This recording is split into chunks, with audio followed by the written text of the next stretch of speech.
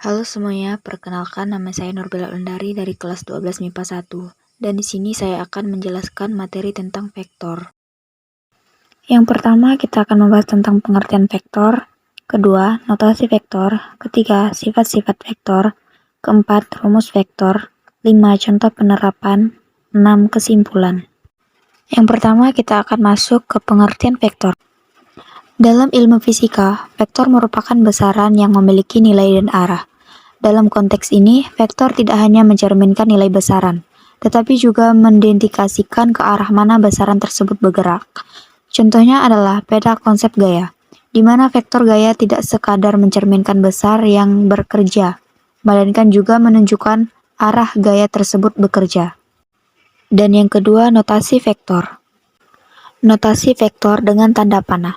Notasi vektor dengan tanda panah melibatkan penulisan vektor menggunakan satu atau dua huruf dan menambahkan tanda panah di atasnya. Simbol tanda panah di atas mengidentifikasikan bahwa besaran tersebut memiliki arah, menjelaskan bahwa itu adalah vektor. Notasi yang kedua yaitu notasi vektor dengan huruf ditebalkan. Sementara itu, notasi vektor dengan huruf ditebalkan melibatkan penulisan vektor dengan menggunakan satu atau dua huruf yang dicetak tebal. Biasanya, dua huruf digunakan untuk mewakili titik awal A dan di titik akhir B dari vektor tersebut. Yang ketiga, sifat-sifat vektor. Yang pertama, dapat dipindahkan. Meskipun memiliki arah, vektor tidak hanya memiliki posisi. Artinya, vektor dapat dipindahkan dari satu posisi ke posisi lainnya asalkan besar dan arahnya tetap sama. Yang kedua, dapat diuraikan. Vektor dapat diuraikan untuk mempermudah analisis data. Vektor dua dimensi dapat diuraikan menjadi komponen horizontal dan vertikal. Adapun vektor tiga dimensi dapat diuraikan menjadi bentuk x, y, dan zz. Yang ketiga dapat dioperasikan. Selain dapat dipindahkan dan diuraikan, vektor bersifat dapat dioperasikan secara matematis. Artinya, vektor dapat ditambah, dikurangi, dan juga dikali. Yang keempat, rumus vektor. Yang pertama, rumus penjumlahan dan pengurangan vektor. Cara menghitung vektor penjumlahan dan pengurangannya dapat diketahui berdasarkan arah vektornya. Jika resultan vektor memiliki arah yang sama, bisa langsung dihitung dengan cara dijumlahkan besar dari masing-masing vektornya. Seperti berikut, R sama dengan V1 ditambah V2. Namun, jika arah vektornya berlawanan, maka cara menghitungnya adalah dengan mencari selisih dari nilai vektor seperti berikut. R sama dengan V1 dikurang V2. Yang kedua, rumus perkalian vektor. Apabila V merupakan vektor tak nol serta K adalah bilangannya real tak nol, maka hasil kali KV didefinisikan yang panjangnya hasil dikali V, jadi KV sama dengan 0. Jika K sama dengan 0 atau V sama dengan 0, contohnya adalah F atau vektor gaya dan S vektor perpindahan, dikalikan, maka hasilnya adalah W atau usaha. Secara matematika, maka rumus perkalian vektor ditulis V1 dikali V2 sama dengan V1 dikali V2 cos alpha. Dan yang ketiga, rumus penjumlahan dan pengurangan vektor. Vektor juga dapat dihitung dengan rumus lain, yaitu dengan rumus cepat. Rumus cepat yang dapat dipakai untuk vektor adalah sebagai berikut.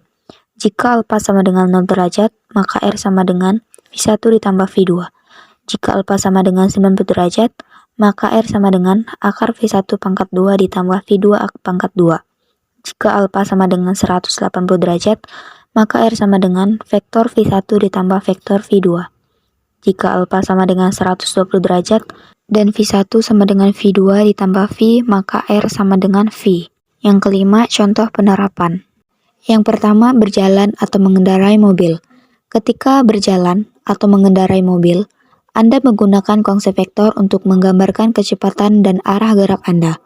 Misalnya, jika Anda berjalan ke utara dengan kecepatan 2 meter per sekon, Anda dapat menggambarkan vektor kecepatan Anda dengan arah ke utara dan panjang 2 meter per sekon. Yang kedua, melompat. Ketika seseorang melompat, geraknya bisa dipecah menjadi vektor-vektor yang menggambarkan kecepatan vertikal dan horizontal. Ini memungkinkan kita untuk menghitung beberapa jauh dan seberapa tinggi seseorang melompat. Yang ketiga, permainan bola. Dalam bermain bola seperti sepak bola atau basket, pemain menggunakan konsep vektor untuk menghitung kekuatan dan arah lemparan tendangan agar mencapai target yang diinginkan. Yang keempat, perancangan jembatan atau bangunan.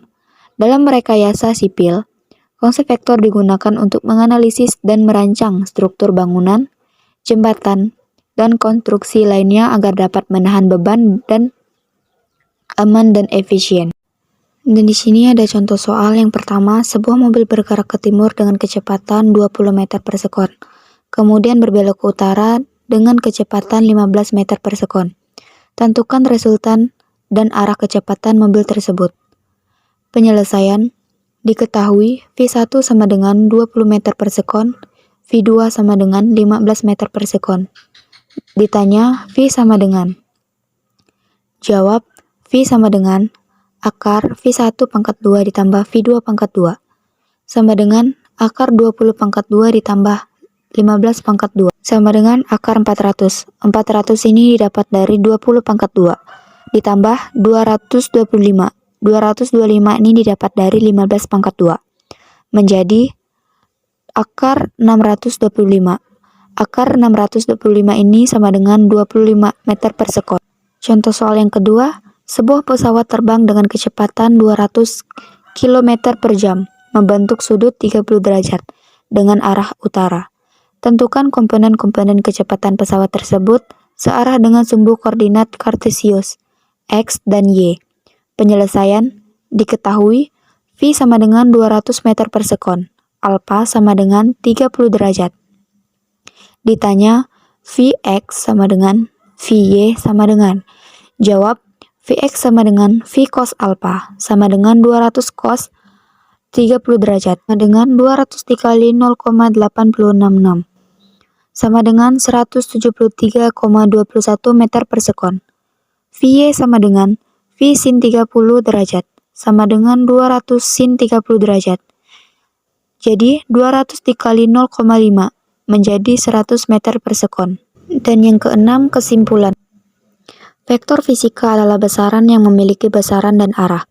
Mereka digunakan untuk menggambarkan gerakan, gaya, dan berbagai konsep fisika lainnya. Vektor memiliki dua komponen utama, magnitudo yang menunjukkan bersamnya dan arah yang menunjukkan orientasi atau kemana vektor tersebut mengarah. Dalam pemrosesan matematika, vektor direpresentasikan sebagai panah dengan panjang yang sesuai dengan magnitudo, dan arahnya menunjukkan arah vektor tersebut.